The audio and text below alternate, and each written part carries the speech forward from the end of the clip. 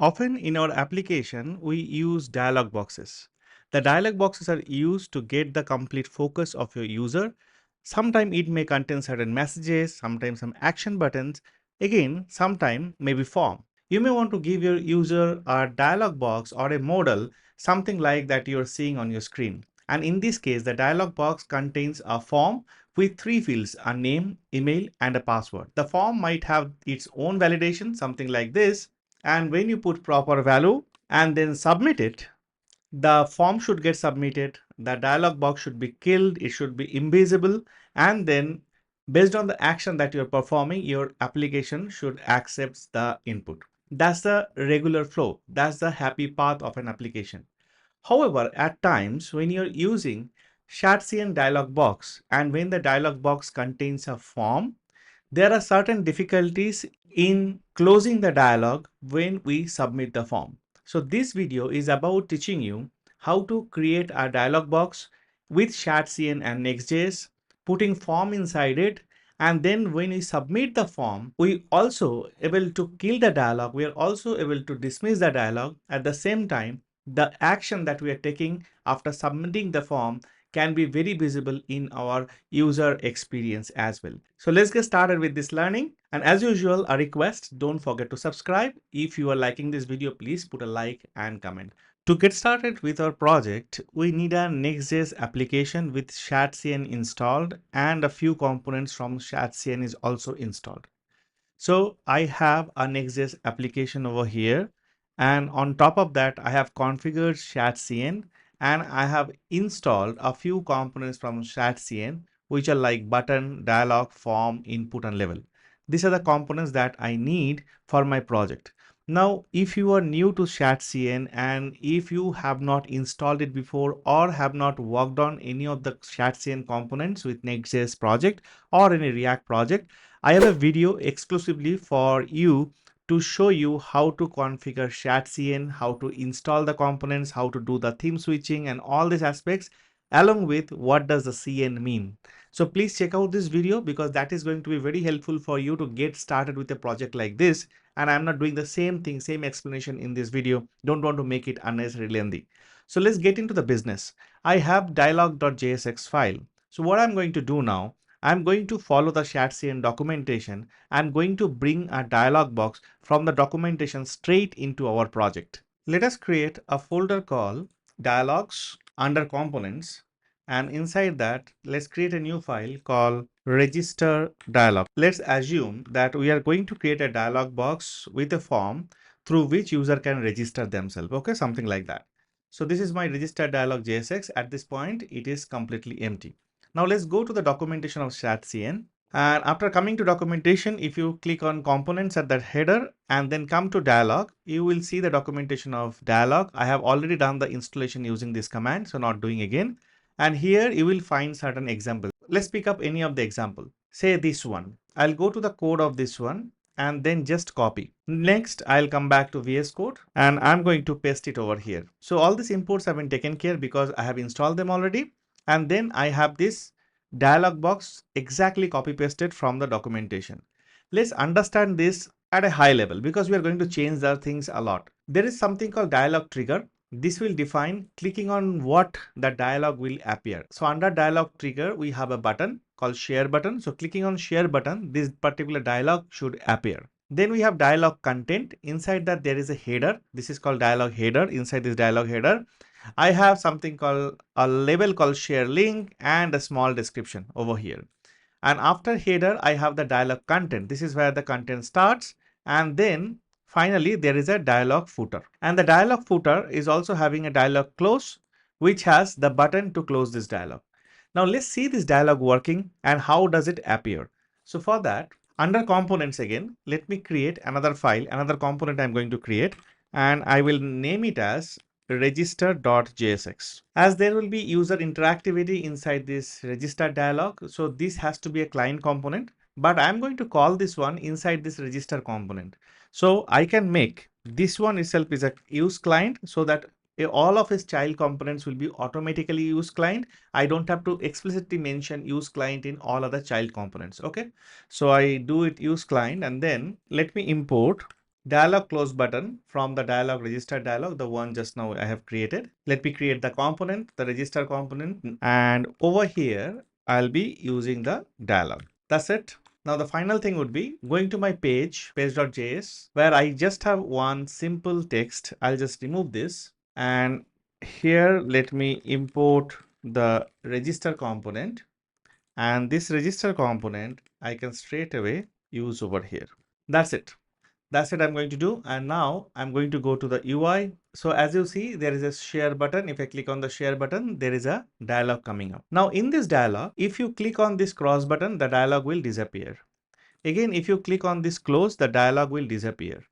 Again, if you hit the escape key, I'm hitting an escape key, the dialog will disappear. All these things are great. Now let's assume the dialog is having a form, and the form is collecting certain information like name, email, password, etc. for user registration.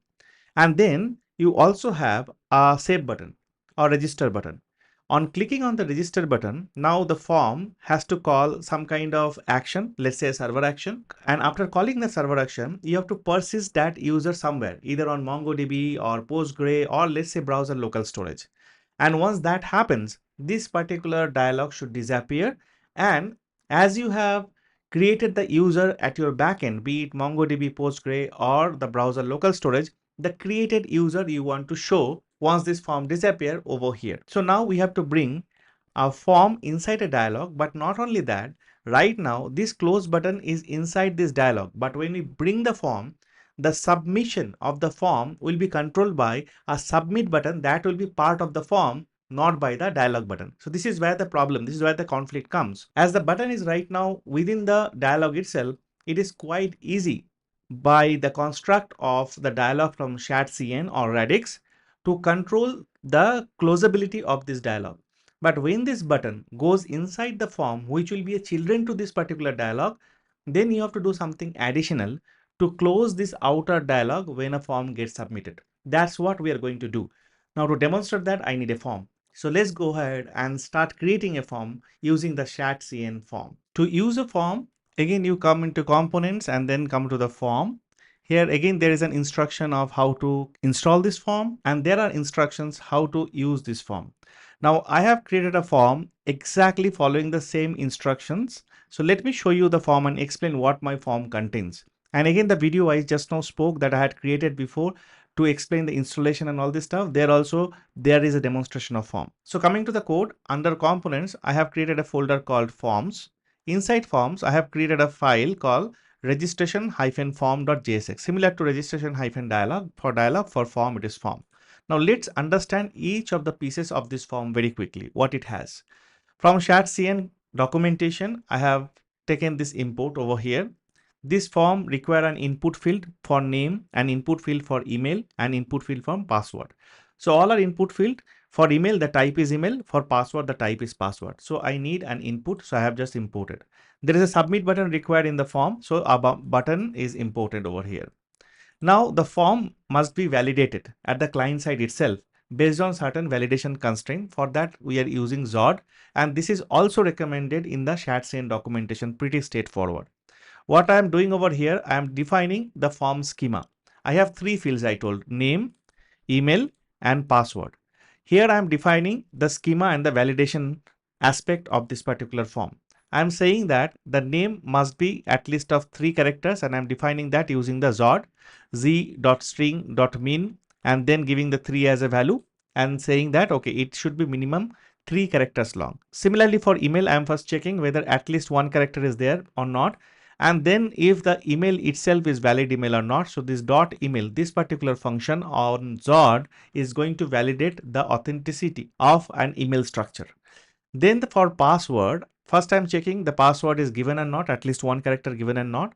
And then here I am using the regex method to validate a particular password structure. In my case, the password structure is validated by this particular regex. This regex is available on internet. I just picked up one very randomly, which says that it should be alphanumeric. It should have 1 capital letter, 1 small letter, and a special character. This is what this particular regex is about. I'm using it over here. If it is not matching this particular constraint, then I'm saying the password is not valid. After that, my form starts.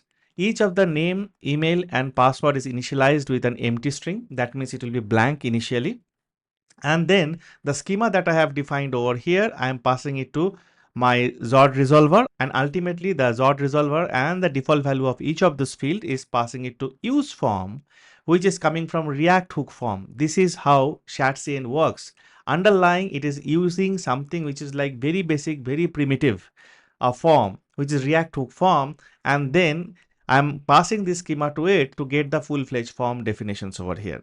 Once I get the form definition, then the next part would be to define each of the form field. So first form field that I am defining is about the name, the input box for the name, give the full name. Then the second one is about the email. This is the email address. And then the third one is about the password.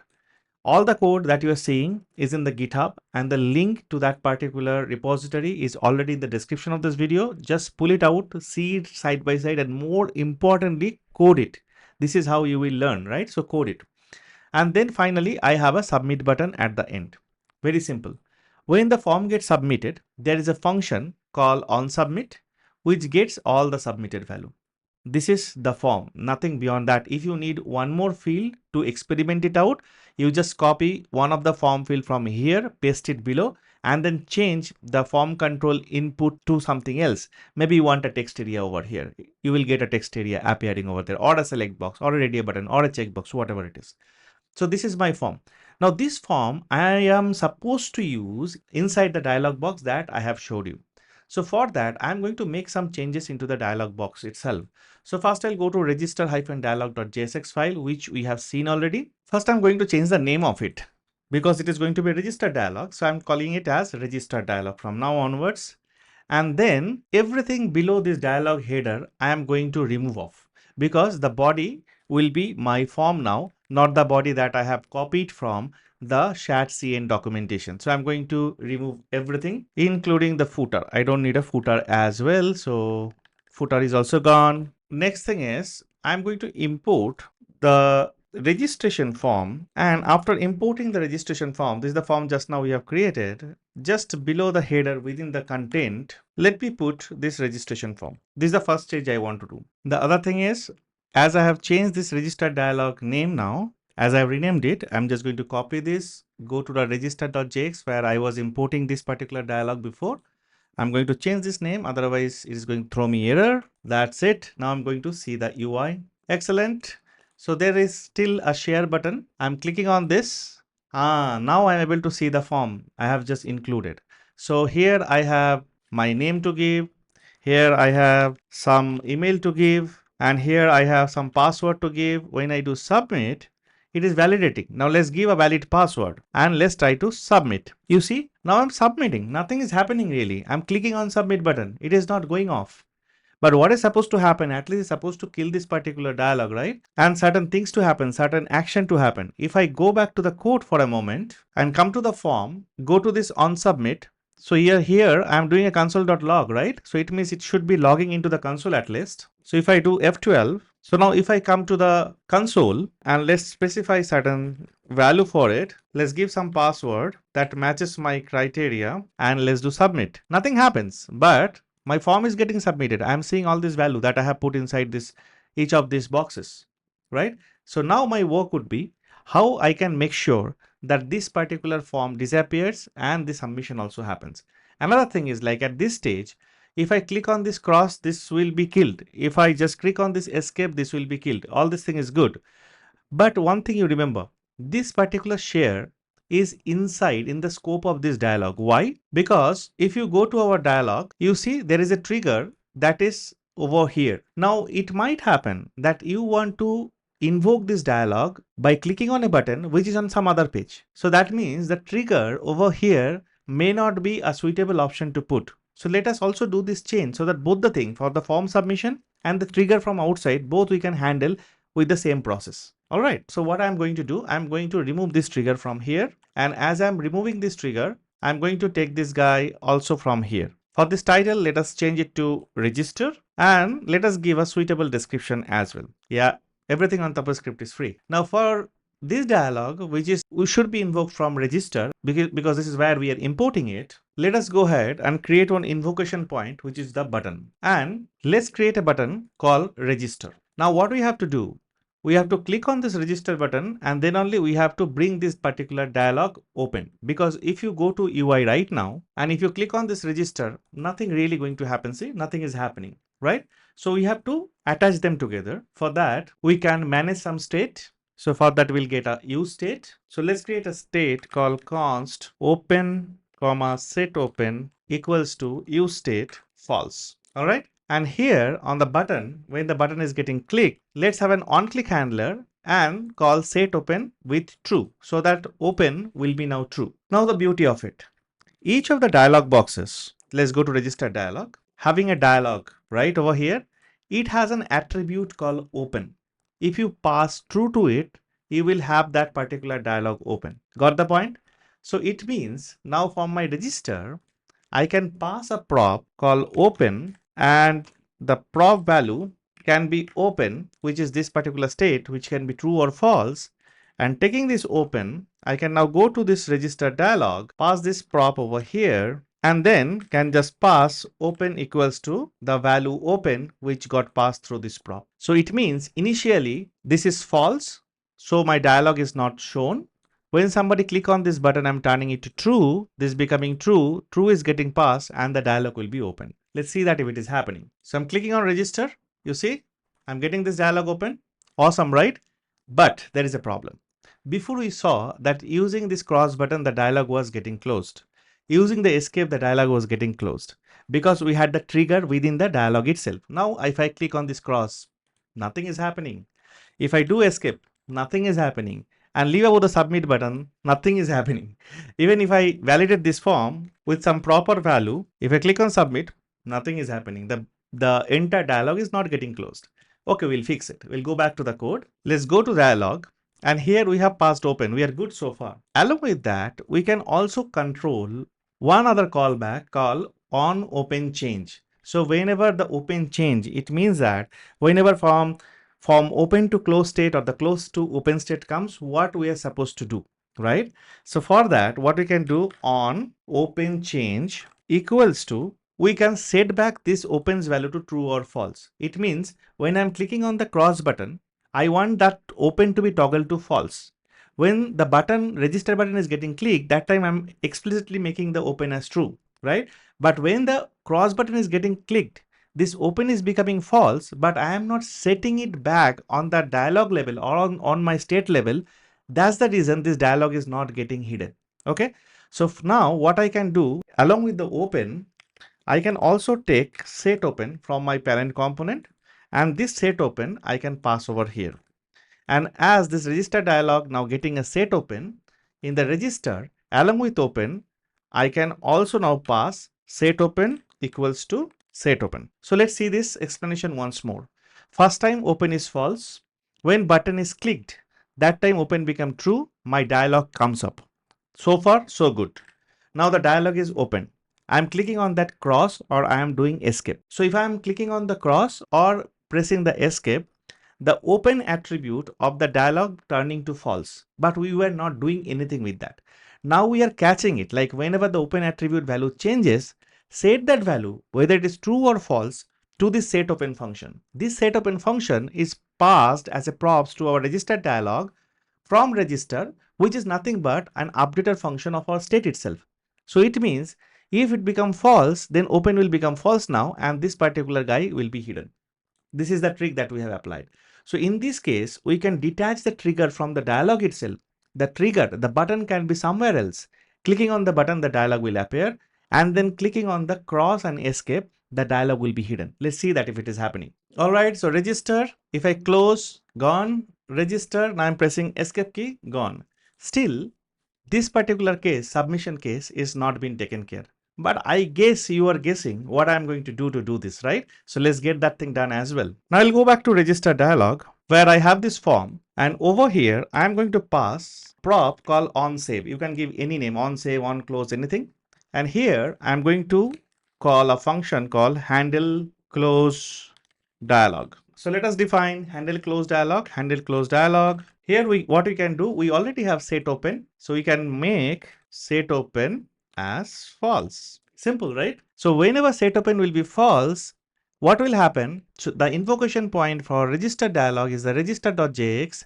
This setOpen is turning this open as false. This particular dialog will be dismissed, right? Now, this form is having onSave. OnSave is having this particular callback to call. Now, this registration form will be getting this onSave as a prop, but where should I call this onSave? Of course, I have a method which is called onSubmit. So I can do whatever I want to do. I can call a server action. I can store this value into local storage. I can do all these things. And finally, I can call onSave to close this dialog. Because whenever onSave called, onSave will call this handle close dialog. Handle close dialog will turn the set open to false. And when the open become false, this dialog will disappear. Want to see that? Let's see that. My name, full name, email address, a password. And now I'm going to do submit. I'm expecting this form will be dismissed. And after submission, the console.log will have all the form submission value. Submit. Form gone. I have the form submission value over here. Now taking this value, I can do whatever I want. Let's see what I can do. Maybe one step, though it is not truly related to this video, but let me store this value into local storage. Let me read it and let me show the registered user at the side. Same thing, you can store it in the MongoDB, Postgre or whatever. If you are following videos from my channel, I've already showed you from Next.js how to store the data to MongoDB. You can look into that and can try it by yourself. So now the bonus point, let's store it to local storage and fetch it from there and show it. But the main thing here, closing the dialog on a form submission where the submit button is inside the form. Also the invocation point is outside the dialog. In both the cases, we have achieved what we wanted to achieve. So coming to the form where we are calling this on save, basically closing this dialog. Here we are getting the values. In between, I can call a function call register user or save user, any name we can give. And I'm taking these values because this is the value I'm getting from the form. And let's define this register user at the top. I'm just putting it right after the import. This is how the register user function look like. The values that I am passing from here, this particular values, I'm taking it as an user info and I'm directly putting into local storage. I'm first checking whether local storage has a key called users. You can give any key of your choice. I'm getting with this key name whether there is something is there in the local storage or not. If it is there, great. Or I'm initializing with an empty array. So this user form store will be having something from the local storage, or if nothing is there, then it will be initialized with an empty array. Now from the user info, I'm creating a new user and then I'm pushing it inside this user form store array using the push method of array. And finally, user form array, I'm pushing it to browser's local storage with the key users, right? This key you can give any name, but you have to maintain the same name everywhere you are dealing with local storage for the same kind of value or data structure. So here things should go into the local storage once I submit the form. Let's see that. Coming to the dev tools, I'll go under applications. Here I have the local storage. I don't see anything called users over here. Let's go to register. Let's create the Tapas Adhikary user again. Now let's click on submit. This is gone and you get to see this user, right? A user got added and this is the user got added into local storage. Now the next thing left is I am going to show the user on my screen from the local storage. So for that, under app components, let's create a new file called user-list.jsx. This is gonna be a very simple client component which will read now from the local storage. As you're seeing, it is reading from the local storage. If it found the users over there, it is fine, it is returning it, or it is initialized with an empty array. Now this is an array, supposed to be an array. If nothing is there, I'm showing a p tag saying that no registered users found. If it has some element in it, I'm just looping it through using map, taking out each of the users, showing their name and email. Very simple stuff.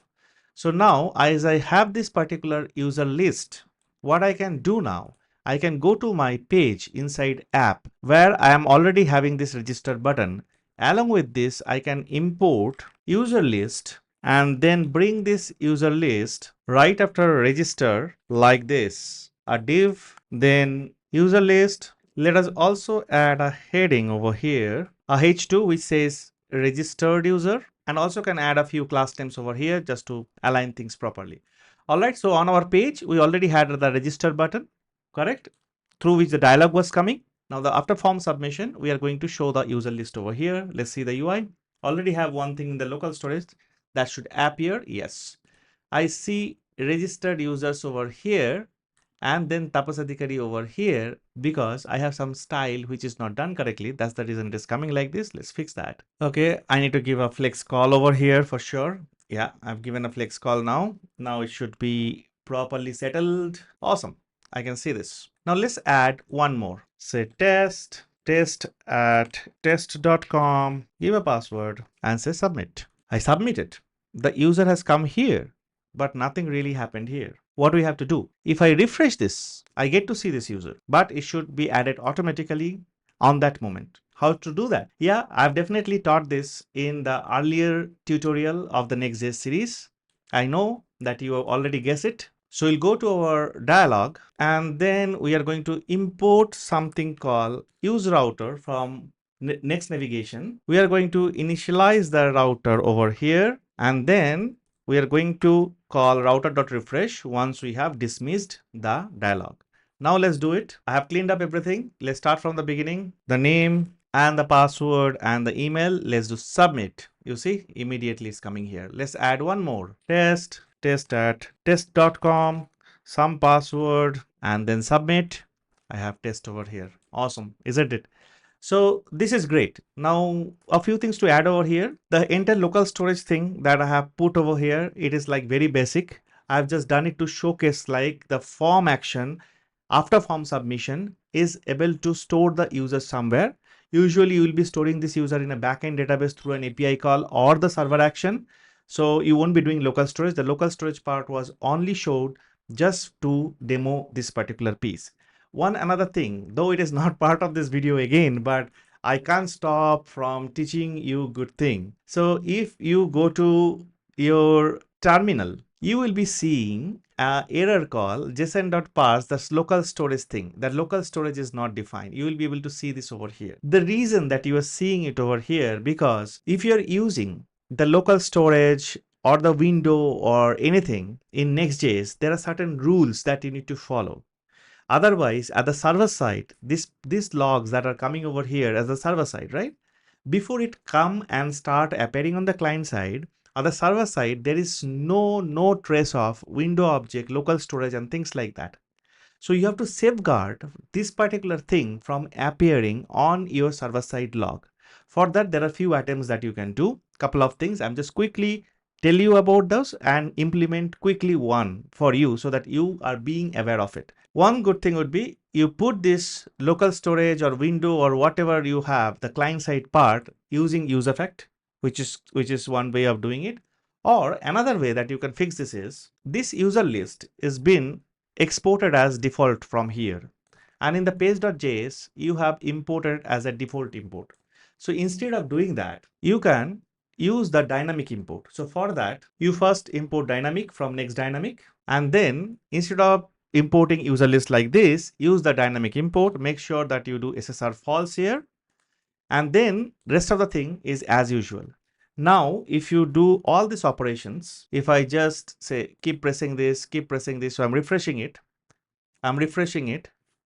And if you come to the console now, see, on my last few refreshes, there is no error coming. That means that error is gone. So there's another way that you can also fix this kind of problem. Just to let you know, talking about the dynamic import, have you seen the video that I have created on the lazy loading and the dynamic import? If you have not, you must watch that. You might like it as well.